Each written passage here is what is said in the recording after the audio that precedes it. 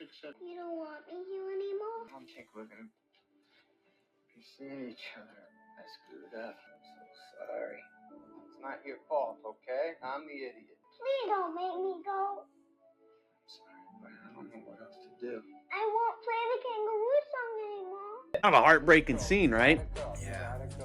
Yeah. You think it hits you different now that you're a parent, and you think about that, and you think about times that, like, you got to do something, right? And your kid wants to help you do it, or they just can't, or whatever it is. And then you feel bad because they really want to do the thing with you, and they think they're ready or good enough, or the other side, how he depicts it there, it's like they think they've done something wrong, and that's what's causing the bad thing to happen, man. Kids are just so really fragile with that kind of stuff, and it's hard being an adult to, like, not let your own stuff bleed over and cause,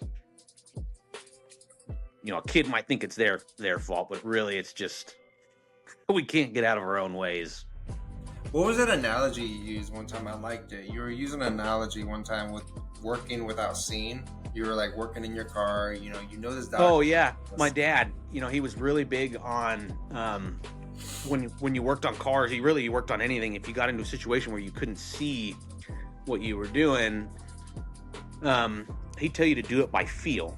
And it was helpful a few times. Like if we had a repair manual for like my old S10, I could open it up to the page and he'd be like, look to see how the picture looks in there, and then just kind of visualize that in your head. And as you reach your hand up in here to do this thing, you'll kind of understand what it looks like in your brain, and your hand can kind of be your eye almost at that point.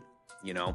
If you can learn to do it without looking, you're gonna be more proficient, at getting stuff done. And it helps you out in life too, because you don't have to stress as much when something's coming up and you like don't quite know how to do it. Sometimes you just need to like close your eyes and feel it out, I guess. Yeah. I like that. I do like that. You kind of go with your inner gut feeling, and tying it back to just that scene from the movie, like kids learn so much without you even teaching them. And so like I feel like you're right when it comes to the parenting aspect. You won't know what that feels like, or even it hits differently now because you're a parent, because you can't imagine Wally just walking away, or you just not. No way, man. I'd right. blast somebody before that ever happened. You know what I mean? Like,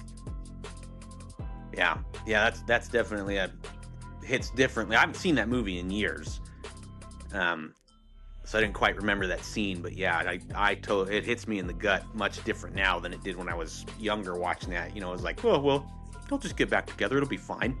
Like that kind of stuff happens in real life all the time, and it's not always because parents are neglectful or abusive or whatever. Sometimes you just can't make ends meet. It just happens. What was that phrase? You can't be with crazy. Yeah, you really can't. You can't, man. What's some coping skills you can think of? Like coping skills just to cope with that moment. That moment that we just showed. Like it pulls on your heart. Like whenever you're a kid, like you can't fix your kid's problems for you. You can't. It's heartbreaking, man. And like the coping mechanism sometimes, for situations like that where like your kid wants to do a thing, or they want a thing, and like they just don't understand that there's like not time or not enough money or not enough, whatever, because we have something else to do, or some extenuating circumstances that, they just don't understand. And sometimes you just have to, it's just a turd sandwich, man. You just got to take a bite out of it. And you got to chew it up and swallow it. Like, that's just what it is. Life ain't fair, man. That's a big thing that I struggle with, because my parents told me so much when I was a kid. It's like, well, everything's got to be fair.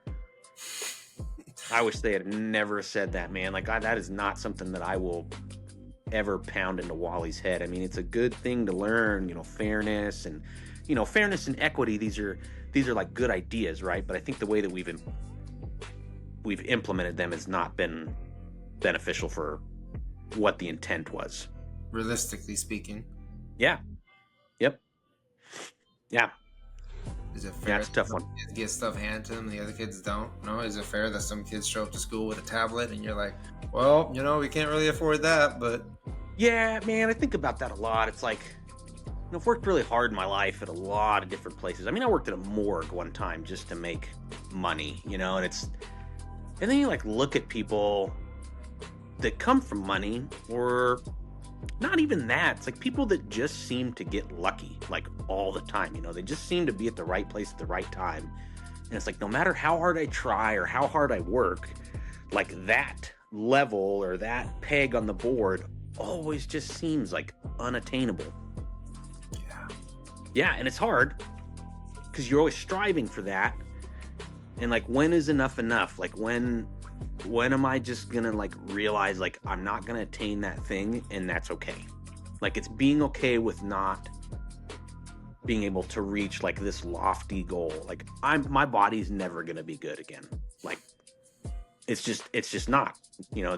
I can't lay down in a magic bath or go up to that, space. Remember that space station with that Matt Damon movie where he gets like the robo suit in the end and he's like super awesome?